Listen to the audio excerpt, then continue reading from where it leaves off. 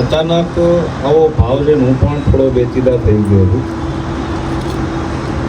કે એક સમય એવો હતો કે મામાદેવ કોણ છે એનો કોઈને અભ્યાસ જ નહોતો. મામાદેવના ધર્મની પરિભાષા શું છે એ પણ કોઈને ખબર નહોતી. પણ આટલા મોટા સુરત સિટીની અંદર તમે જે રીતથી આ ધર્મની પ્રબળતાને અને એની પરિભાષાને એટલી મજબૂત ક્ષણે આવી રીતથી બનાવી છે, મને આજે અભ્યાસ થયો. ખૂબ અતિ શોભાને પાત્ર આપ સૌ પવિત્ર પુણ્યશાળી જીવ આત્માની વાત છે. મને પણ નહોતી ખબર કે આટલી બધી ક્ષમતામાં આટલો બધો ઊંડો વિસ્તારથી તમે આ ધર્મને પરિબળને મજબૂત બનાવી છે. પણ આજે આ જે તમારી ઉપસ્થિતિ આ બધાની છે એમાં મને પણ એક અભ્યાસ થયો કે મામા સાહેબે, મામા દેવે, મામા પીરે, મામા ધણી કે મામા બધા એક જ છે. મામાદેવ મૂળ ખીજડામાં વસેલા છે. ખીજડાવાળા મામાદેવ એ પ્રથમ, બાકીના કોઈ જે છે એ પોતાના ભાવથી સ્થાપના કરેલી છે, પોતાના ભાવથી એને બેસાડેલા છે. શા માટે કોઈને એને અભ્યાસ નહીં હોય કે શા માટે ખીજડાનું ઝાડ પસંદ કરવામાં આવ્યું? શિવે એવી શું વીરભદ્ર રૂપી અવતાર જે શિવના અંશ છે એમને એવી શું પરિકાષ્ઠા અને એવી ગાથાની વાતો કરી કે જેના કારણે ખીજડામાં મામાનું એક સ્થાન છે, ખીજડાની અંદર મામાનો એક વાસ છે. પણ તમને થોડી ઊંડી વાત કરી દઉં કે આજે આટલા લોકો અહીં ઉપસ્થિત છે તો હજી પણ ઊંડાણથી મામા સાહેબની ખબર હોવી જોઈએ કે મામા સાહેબના ધર્મનો મુખ્ય આધાર શું છે. તમને કોઈ પૂછે કે ભાઈ મામા સાહેબના કે મામા દેવના કે મામા પીરના ધર્મનો મુખ્ય આધાર શું છે, એમના ધર્મની મુખ્ય પરિભાષા શું છે, એમના ધર્મનું મુખ્ય બિંદુ શું છે, શા માટે કલયુગની અંદર એમને બાદશાહ તરીકે કહેવામાં આવ્યા? આ બધી પરિકાષ્ઠાની નાની નાની હું ઊંડાણથી તમને વાત કરી દઉં. પહેલા તો આપણે આપણા કુળદેવીને નિવેદ કરીએ છીએ, આપણા સિદ્ધ કરેલા દેવને પણ આપણે નિવેદ કરીએ છીએ. જ્યારે પણ આપણા મઢની અંદર કોઈ એવા પ્રસંગો હોય ત્યારે પણ આપણે નિવેદ કરીએ છીએ. આ બધેથી જ્યારે ઉપરની વાત છે કે બ્રહ્મા વિષ્ણુ મહેશે જ્યારે પણ આ સૃષ્ટિની રચનામાં પાલનહર્તા અને વિનાશ કરતા માટેની જ્યારે વ્યવસ્થા ગોઠવી અને પ્રાકૃતિની સ્થળાંતર જ્યારે લોકોને એક ઓક્સિજન આપવું, અલગ પ્રકારની તમામ પ્રકારની સાયન્ટિફિક વ્યવસ્થા આપવી, તો સર્વપ્રથમ સાયન્સના બેઝ ઉપર હોય કે આધ્યાત્મિક બેઝ ઉપર હોય, મામા સાહેબનો મુખ્ય ધર્મ છે પ્રકૃતિની રક્ષા કરવી. કેમ? એમના શેમાં વાસ છે? એમનો ઝાડમાં છે, ખીજડાના ઝાડમાં છે. કેમ ખીજડાના ઝાડમાં શિવે આપેલો કે હળાહળ કળિયુગની અંદર જ્યારે કોઈનો એકબીજા સાથે સારો સંબંધ ન હોય. એક સમય એવો હતો, આપણા દાદા વડવાઓ પાસે આપણે સાંભળતા કે આપણે સૌથી પહેલા આપણા મોટા સંબંધી હોય તો આપણા પડોશી. જ્યારે આજે એવું રહ્યું નથી. આજે સૌથી મોટા દુશ્મનાટમાં જ્યારે કોઈ ઊંડું ઉતરે છે તો ઈર્ષા સ્વાર્થની ભાવનાથી આપણા સગાવાલા ઇષ્ટ મિત્રો અથવા આપણા પડોશી છે. તો સર્વપ્રથમ મુખ્યત્વે વાત છે કે મામા સાહેબના ધર્મની મુખ્યતા એ છે કે પ્રકૃતિની રક્ષા કરવી. આજે તમે જેટલે પણ પ્રકૃતિને સાથે જોડાશો, પ્રકૃતિનો વિસ્તાર કરશો, પ્રકૃતિને માન મર્યાદા જાળવશો, લોકોને એની પરિભાષા સમજાવશો, એટલા તમે મામા સાહેબની નજીક પહોંચશો. યાદ રાખજો. ધૂપ, દીવા, બ્રિસ્ટોલ, અગરબત્તી, અત્તર, આ એક આપણી ડ્યુટી છે. સવારે દિવસ ઉગે ત્યારે અને રાત્રે દિવસ હાથમે ત્યારે આ કરવું એક આપણી ડ્યુટી છે કે આપણે એના દરબારમાં હાજર થાય છે. આપણા આર્થિક, શારીરિક, માનસિક, સામાજિક અને આધ્યાત્મિક પાંચેય વૃત્તિઓની રક્ષા કરવી એમનો હક છે. એની પ્રાર્થના હેતુથી આ સૃષ્ટિની અંદર કોઈએ પણ કર્મને ઝીરો કરી નથી દીધું. પણ જ્યારે તમે કોઈને નિવેદ ચડાવો છો, કોઈને તમે દિલથી માનો છો, કોઈને અંતરભાવથી પૂજો છો, તો ગમે એવું પાપનો ઉદય પામેલા કર્મને પણ એ એવી રીતથી આપણા પાસે ખર્ચાવી દે છે કે આપણને શરીરનો મેલે ઉગરે ને એવી રીતના ખબર ન પડે. એવી રીતથી આપણું પાપનો ઉદય ખર્ચાવી દે છે. તો મામાદેવ એવા દેવ છે કે જ્યારે જેણે એને પૂજ્યા, એને માયના, એને સ્વીકાર્યા, એને ધારણ કર્યા અને એને ગ્રહણ કર્યા, જ્યારે આ પાંચ વૃત્તિથી તમે મામાને સ્વીકારશો ને ત્યારે 100% મામા સાહેબ તમને દર્શાવો દેશે. ટૂંક જ સમયમાં મારા વિડીયોના માધ્યમથી હું તમને આ પાંચેય વૃત્તિ બતાવીશ. જ્યાં સુધી તમને આ પાંચ વૃત્તિની પરિભાષા નહીં સમજાય ત્યાં સુધી મામા તમારે ઈરદ ગીરદ સાથે જોડાયેલ ભેગા રહેશે, પણ સાક્ષાત્કાર થવો પણ જરૂરી છે. દરેકને એવી ઈચ્છા હોય કે મને હું જેને માનું છું, પછી માતાજી હોય કે ગમે એ દેવી દેવતા હોય, એનો સાક્ષાત્કાર થાય, એક વખત એનો ભેટો થાય. આપણા શરીરમાંથી દેહ છૂટે એની પહેલા આપણે એને ભેટો થઈ જાય, એની પરિભાષા જો આપણને સમજાઈ જાય તો આપણે એની સુધી પહોંચી શકીએ. તો મામા સાહેબ એક એવા દેવ છે કે જે હળાહળ કળિયુગની અંદર હરેક દીકરા દીકરીઓને ન્યાય અપાવવાનું, હરેક એવા લોકોને ન્યાય અપાવવાનું કામ કરશે કે જેના કોઈ આધાર નથી, જેની કોઈ પ્રબળતા નથી, જેની સાથે કોઈ જોડાયેલું નથી, જે એકલો છે, જેને પોતાના એક અંતર્ભાવને જ ખબર હોય છે કે હું કેટલો એકલો હોઉં છું. અને ત્યારે આવા સમયની અંદર જ્યારે કોઈ મામાદેવને યાદ કરે છે ને, તો યાદ રાખજો, મામાદેવ એવા દેવ છે કે દેવોના દેવ મહાદેવના અંશજ વીરભદ્ર રૂપી અવતાર એવા કલયુગની અંદર સાક્ષાત્કાર ધરાવતા મામાદેવના હાથ જો તમારી ઉપર આવી ગયા તો સાંભળી લેજો કે જગતની માલિપા કોઈ એવી વાત નથી કે જેની પરિભાષા તમને ન સમજાવવામાં આવે. જગતની માલિપા કોઈ એવા દર્દ નથી જે મામાદેવે ન મટાડ્યા હોય. પણ આપણે કેટલા તૈયાર છીએ, આપણે કેટલા તૈયાર છીએ એની આ વાત સમજવા માટે? આપણા મા બાપને અથવા આપણે જેને પસંદ કરી છીએ એને શું પસંદ છે અને શું નથી પસંદ એનો કેટલો ખ્યાલ રાખી છીએ. એવી જ રીતે આપણે જેને માની છીએ, જેને પૂજી છીએ અથવા જેને સિદ્ધ કરી છીએ, એને શું પસંદ છે અને નથી પસંદ જો ખાલી આટલી ખબર પડી જાય ને, તો સમજી લ્યો કે તમને સાક્ષાત્કાર થતા કોઈ રોકી નહીં શકે. 2003 થી 2010 સુધી મેં મારા માટે ગુરુ ગોતવાનો પ્રયાસ કર્યો. 2003 થી લઈ 2010 સુધી લગભગ કેટલા ભુવા, કેટલા સંતો, મહંતો, કેટલા મુનિઓ, કેટલા સ્વામીઓ, કેટલાક મુંજાવરો, કેટલાક પાદરીઓ બધે પાસે હું જઈ આવ્યો કે ભાઈ મારે તમને ગુરુ તરીકે સ્વીકારવા છે. પણ જ્યારે મેં આવી પરિભાષાથી જ્યારે જોડાણો ત્યારે બે વિષય મારી જોડે બન્યા. એક તો મારા સમયનો ઉપયોગ થયો અને એક મારા રૂપિયાનો ઉપયોગ થયો. પણ મામા સાહેબને લગતી કોઈ પરિભાષાની પારદર્શકતા મને ન કરાવી. ત્યારબાદ 2011માં મેં નિર્ણય લીધો કે આ મારા કોઈ ગુરુ, આજ પછી મારા કોઈ ગુરુ નથી. મારો જો કોઈ ગુરુ છે તો મારો ખુદનો આત્મા છે. જ્યાં સુધી મને આત્માનો અનુભવ નહીં થાય, જ્યાં સુધી મને મારા આત્માનો સાક્ષાત્કાર નહીં થાય, જ્યાં સુધી હું મારા આત્માની પરિભાષા નહીં સમજી શકું, ત્યાં સુધી હું બહારની પણ કોઈ દુનિયા સારી અને સમક્ષ નહીં જોઈ શકું. ત્યારથી લઈ 16/7/2016 સુધી અલગ મારી રીતે જે મને સૂઝ પડતી હતી, મારા આત્માને સંતોષ પડતો હતો, એવા તપ સાધના કર્યા.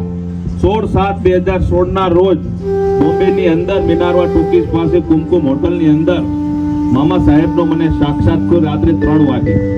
યાદ રાખજો, તમારે જો મામા સાહેબને એકાંતમાં કાંઈ ચર્ચા કરવી છે તો 14મા લોકનો સમય છે રાત્રે 3 વાગે અને 33 મિનિટ સુધી. આની અંદર જ્યારે પણ તમે મામા સાહેબને યાદ કરો, કેમ કે મામા સાહેબ 14 લોકના દેવ છે, કોઈ એક લોક નહીં, 14 લોકના દેવ છે. તો એવા દેવની જ્યારે આપણે એમને પ્રાર્થના કરવી હોય, એમને અરજ કરવી હોય કે આપણી કોઈ દુવિધાની વાત કરવી હોય તો રાત્રે 3 વાગ્યાનો સમય હંમેશા ઉચિત છે. એટલો ઉચિત છે કે સાક્ષાત તમને ભલે દેખાતા ન હોય પણ મામા તમારી વાત જરૂરથી સાંભળતા હશે. પણ તમારી પ્રાર્થના એવી હોવી જોઈએ કે જેમાંથી કોઈને નુકસાન ન હોવું જોઈએ, જેમાં હરેકના લોકો અહીંયા ઠરવા જોઈએ, મામાના નામના તમે લોકો સુધી પ્રચાર કરેલા હોવા જોઈએ. આ બધું ખૂબ જરૂરી છે. સનાતન ધર્મની પરિભાષા લોકો સુધી પહોંચાડવાનો અને એનો પ્રચાર પ્રસાર કરવા માટેના જગતગુરુ મને બનાવેલા છે. હાલમાં ત્રંબકેશ્વર જ્યોતિર્લિંગના પીઠાધીશ્વર પણ છું. પણ અખંડ સનાતન ભારતની અંદર સાચી પરિભાષા સનાતન ધર્મની બતાવવા માટેના ક્રાંતિકારી તરીકે મને 15 જૂના અખાડાએ જગતગુરુ બનાવેલ છે. લોકોને સાચી ગતિ બતાવી, સાચી દિશા બતાવી અને ધર્મની પરિભાષાને સમજાવી. અત્યારના યુવા વર્ગની અંદર અત્યારના દીકરા દીકરીઓના છૂટાછેડા પાછળ થવાનું કારણ એ છે કે એના મા બાપે 2 સંસ્કાર એને નથી આપ્યા. યાદ રાખજો, કયા 2 સંસ્કાર? એક તો સહનશીલતા. જ્યાં સુધી આપણે આપણા દીકરા દીકરીઓને સહનશીલતા કરતા નહીં શીખડાવીને ત્યાં સુધી સહન કરતા નહીં શીખે. કઈ નાની મોટી વાતમાં તરત જ દીકરી મમ્મીને ફોન કરી દેશે કે મમ્મી મારા સાસુ સસરા નણંદ દેવર દેરાણીએ જેઠાણીએ અથવા મારા ઘરવાળાએ આવું કહ્યું. સહન કરતા નથી શીખડાવ. બીજું કે ઉદારતાની ભાવના, જાતું કરવાની ભાવના, આ વસ્તુ નથી શીખડાવતા. આજે જે મળ્યું છે એ ઉપરવાળાની કૃપા છે, અને જે નથી મળ્યું એમાં ઉપરવાળાએ હજુ જાજુ વિચારેલું છે. જો આવી ઉદારતા શીખવાડવામાં આવે ને તો આ સૃષ્ટિની અંદર ક્યાંય કોઈ તે વૃદ્ધાશ્રમ, અનાથ આશ્રમ કે કોઈ પણ જગ્યાએ છૂટાછેડાના વિષયો નહીં બને. બોલો મામા દેવાની જય.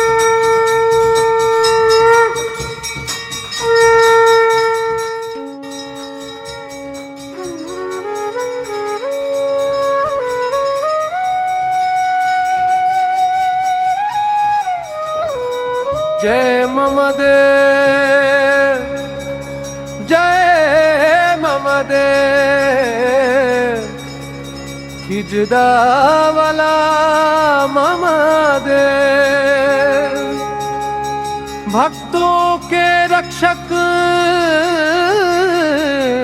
मम देव, हर हर महादेव.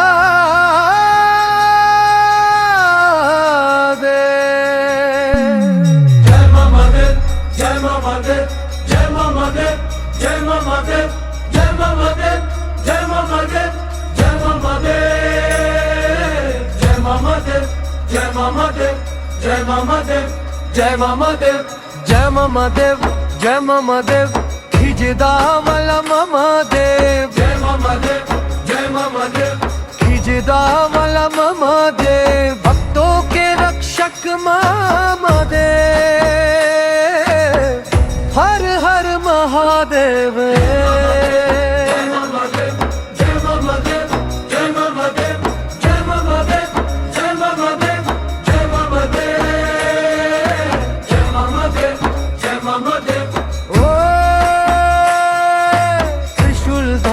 शिव का रूप भक्तों के मन का नूप, त्रिशूलधारी शिव का रूप भक्तों के मन का नूप, कृपा बरसाओ मामा देव, दर्शन दो हे मामा देव. जय मामा देव, खिजदा वाला मामा देव.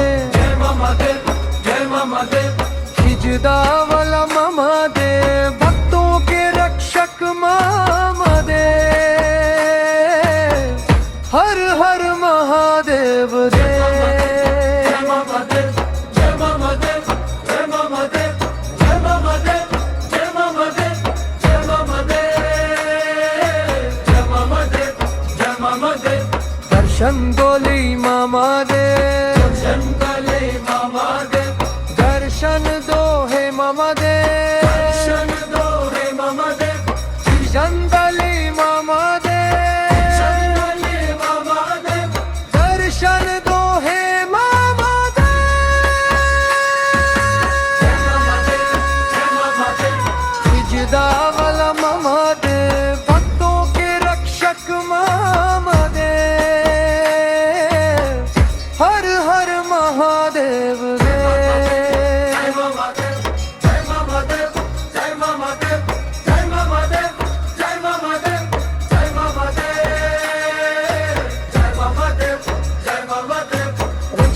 थारा सावेरो त्रिशूलधारी शिव का रूप, थारा सावेरो भक्तों के मन का नूप, कृपा बरसाओ मामा देव, दर्शन दो हे मामा. जय मामा देव, जय मामा देव, खिजदा वाला मामा देव. जय मामा देव, जय मामा देव, खिजदा वाला मामा देव, भक्तों के रक्षक माँ देव.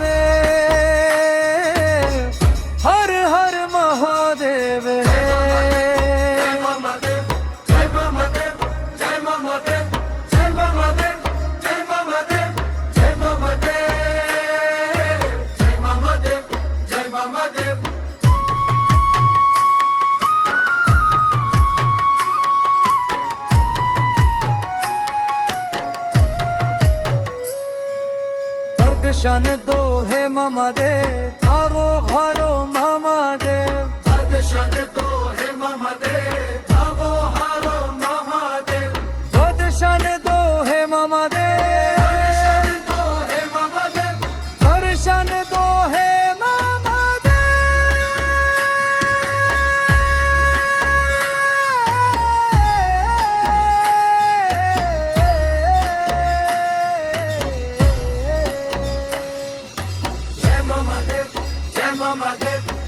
ખીજદાવાલા મમા દેવ જય મમા દેવ જય મમા દેવ ખીજદાવાલા મમા દેવ ભક્તો કે રક્ષક મમા દેવ હર હર મહાદેવ રે જય મમા દેવ જય મમા દેવ જય મમા દેવ જય મમા દેવ જય મમા દેવ જય મમા દેવ જય મમા દેવ જય મમા દેવ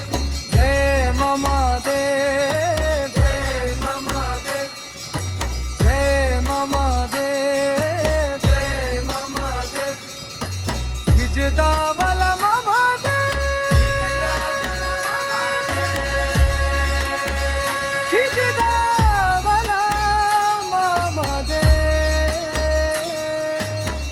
ભક્તો કે રક્ષક મમા દેવ હર હર મહાદેવ હર હર મહાદેવ त्रिशूलधारी शिव का रूप भक्तों के मन का नो त्रिशूलधारी शिव का रूप भक्तों के मन का नो कृपा बरसो मम देव